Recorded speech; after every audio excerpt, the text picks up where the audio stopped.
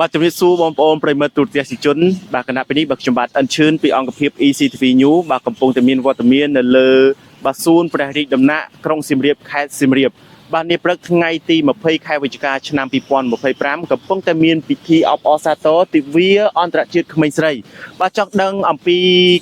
ពិធីនេះកាន់តែច្បាស់សូមនាំអារម្មណ៍បងប្អូនប្រិមត្តទៅជួបជាមួយនឹងលោកស្រីលុយរតនាដែលជាអនុប្រធានបាទក្រសួងកិច្ចការនារីប្រចាំខេត្តសៀមរាបចាជំរាបសួរ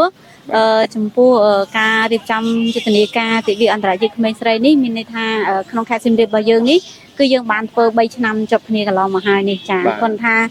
ពេលកន្លងមកនៃការរៀបចំយុទ្ធនាការទិវាអន្តរជាតិក្មេងស្រីនេះគឺកន្លងមកគឺយើងមានអង្គការដៃគូគឺប៉ូឡែនហើយនឹងមជ្ឈមណ្ឌលធនធានស្ត្រីដែលគាត់រៀបចំកាលពីឆ្នាំ2023និង2024ដែលឡែកនៅក្នុងឆ្នាំ2025នេះគឺអង្គការ Plan គឺគាត់បានសហការជាមួយនឹងខាងក្រសួងកិច្ចការនារីហើយផ្ដល់ការគ្រប់គ្រងជាថវិកាមកមន្ទីរកិច្ចការនារីសម្រាប់យើងរៀបចំដោយផ្ទាល់បញ្ជាក់មកវិញថាសម្រាប់ទិវាអន្តរជាតិក្មេងស្រីនេះ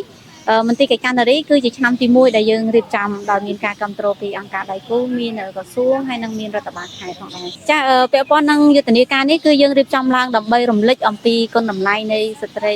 ជានិងក្មេងស្រីនិងភាពជាអ្នកដឹកនាំរបស់គាត់ចាហើយការរៀបចំនេះផងដែរក៏ជាចំណែកនៅក្នុងការចូលរួមនៅក្នុងការលើកកម្ពស់សមភាព gender ទៅដល់ប្រទេសកម្ពុជាយើងហើយជាពិសេសគឺខេត្តសៀមរាបដែលជាទីតាំងដែលយើងរៀបចំតនេះផងដែរចា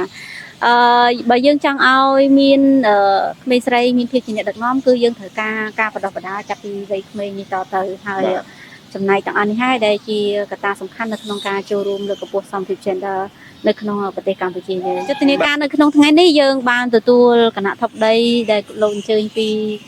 រដ្ឋបាលខេត្តគឺអាយដាមយុនលីណេជាអភិបាលរងនៃគណៈអភិបាលខេត្តតំណាងដល់ខ្ពង់ខ្ពស់អាយដាមប្រាក់សុផាន់អភិបាលនៃគណៈអភិបាលខេត្តសៀមរាបរបស់យើងហើយយើងមានការអញ្ជើញចូលរួមរបស់លោកស្រីសេងផលដាវីនលោកជាអគ្គនាយករងនៃអគ្គនាយកដ្ឋានសម្ភារ gender និងអវសេដ្ឋកិច្ចនៃក្រសួងកិច្ចការនារីដែលជាតំណាងលោកនាយករដ្ឋមន្ត្រីក្រសួងកិច្ចការនារីហើយយើងមានលោកយុនកំថានគាត់ជានាយកប្រចាំកម្ពុជារបស់អង្គការ Plan ដែលគាត់អញ្ជើញជាគណៈធិបតីហើយមានសមាជិកអញ្ជើញចូលរួមយើងមានមន្ទីរពាក់ព័ន្ធនៅក្នុងខេត្តសៀមរាបយើងមានខាងតំណាងស្នងការយើងមានតំណាងក្រុងសៀមរាបតំណាងកាកបាទក្រហមកម្ពុជាសាខាខេត្តសៀមរាបនិង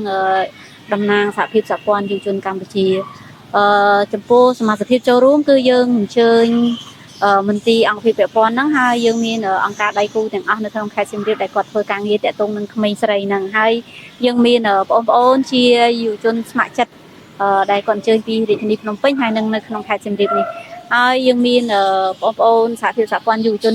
សាខាខេត្តសៀមរាបដែលគាត់ចូលរួមយ៉ាងច្រើនកក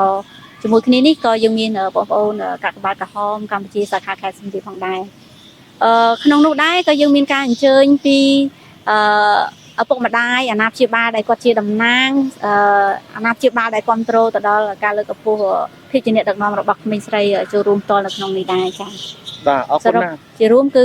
350នាក់ចា៎បាទអរគុណណាស់អរគុណបាទបន្ទាប់ពីការអញ្ជើញចូលរួមពីគណៈធិបតីហើយខ្ញុំសង្កេតឃើញថាមាននៅកង់បាទជាច្រើននៅខាងក្រោយតើបន្ទាប់ពីការប្រជុំក៏ដូចជារៀបចំពិធីនេះផ្ទាល់តើមានបន្តនៅកម្មវិធីផ្សេងទៀតទេបាទយើងមានព្រឹត្តិការណ៍ធំមួយទៀតសម្រាប់ខេត្តសៀមរាបដែរដែលយើងធ្វើពាក់ព័ន្ធនឹងស្ត្រីនិងក្មេងស្រីរបស់យើងគឺយើងមានយុទ្ធនាការបញ្ឈប់អំពើហិង្សាលើស្ត្រីនិងក្មេងស្រីដែលយើងហៅថាបំពាក់បូពណ៌ស16ថ្ងៃចា៎ដែលព្រឹត្តិការណ៍នោះគឺយើងដំណើរការចាប់ពីថ្ងៃទី25ដល់ថ្ងៃទី10ខែធ្នូ25ខែវិច្ឆិកាដល់ថ្ងៃទី10ខែធ្នូហើយដែលឡែកនៅក្នុងខេត្តសៀមរាបរបស់យើងនឹងរៀបចំនៅក្នុងក្រុងសៀមរាបហើយនឹងនៅថ្នាក់ស្រុកចំនួន3ស្រុកផងដែរចា៎ដែលយើងមានការរៀបចំពីមន្ទីរកិច្ចការនារីដែលមានការគ្រប់គ្រងពីរដ្ឋបាលខេត្តហើយនឹងមានកិច្ចសហការពីអង្គការដៃគូផងដែរចា៎បាទអរគុណបាទអរគុណលោកស្រីដែលបានអញ្ជើញចូលរួមផ្ដល់កិច្ចសភា